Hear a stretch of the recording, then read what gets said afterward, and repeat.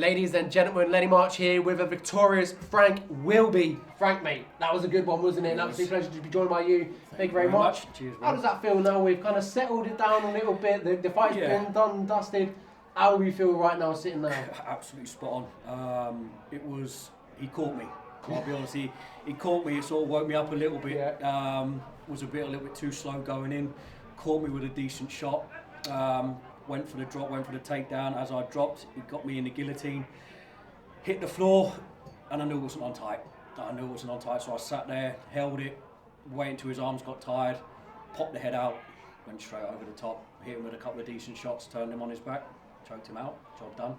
I don't want to say that you maybe wanted to take that shot, but do you think that shot at the start maybe is what you needed to kind of get yourself going? Like what we mentioned before we started the interview, it's been a long while since my last fight, 8-9 years, so there was a little bit of ring rust, a little bit of maybe lapsadaisical on my part, until the shot hit and I was a bit, hang on, I'm actually in a fight here, you know what I mean? It's real. It's real, yeah, it woke me up a little bit, so no, it was good going.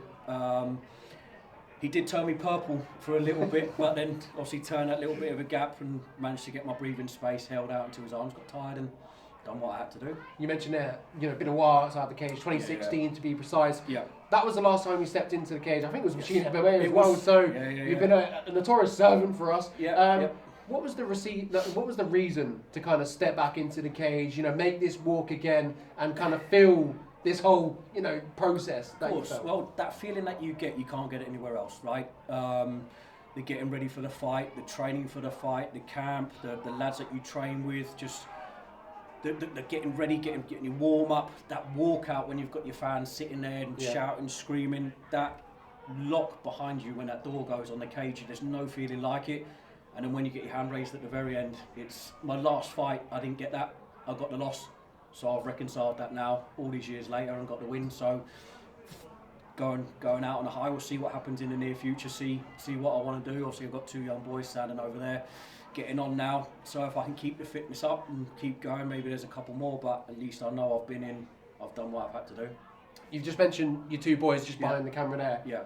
Does it mean a lot kind of showcasing this sort of process of leading up for a fight, dedicating, getting into the ring, showing no fear? Because I know there is a lot of fear fighting, but showing no fear, going there and getting the victory.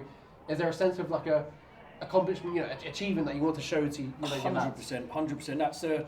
That's my last fight. One of them was way too young, and the other one was just about born, if not even born. The first time they've actually seen the first time they've ever seen me fight. So I did say to him, if he does get me in a choke, I'm tapping. So it was either I was going to go out or I was going to get out of it. And lucky enough, it was the latter, and I got out of it. So they were going to see me either finish by not tapping. There's not a chance I'm going to let my boys see me tap. I can't see anybody be around me seeing me tap. It just doesn't live in my bones. So I'm glad I got out of it. I showed them not to give up, which I think is a good thing to learn in life.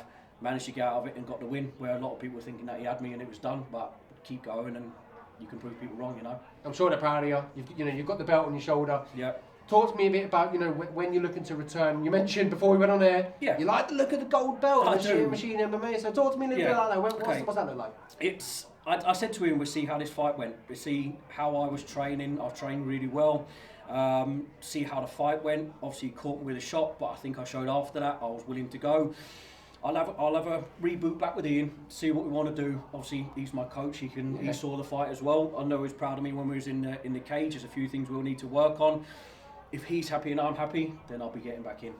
Yeah. I think it's a definite, to be honest. I was going to say 38 years old but young. I don't want to put you down a few pegs, but how many more get-outs would you like to have an idea of? I think two. I'm 39 this month, so I think if I can have another one, possibly either end before the end of this year, going into the next, and then one just before I'm 40. I think by the time I get to 40, I've already promised the wife that I've got to learn to grow up a little bit and not be like Peter Pan. I've got to pull some big pants on and actually get out of the cage and go and live my life. You know what I mean? So, because training takes a lot away, doesn't it? It takes you a lot away from the family. She takes on a lot of the pressure that a family unit has, and it's a lot to put on the family. So I think two more, and I think I'll be able to call it. But I did want to mention something during this fight camp. Yep. I got news that my auntie passed away during the fight camp.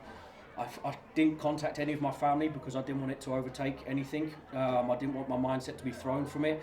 So I'm going to have to make a few phone calls. And it's my uncle died, my dad's brother died a good few years back of cancer, and she, unfortunately, my auntie died within a couple of weeks ago.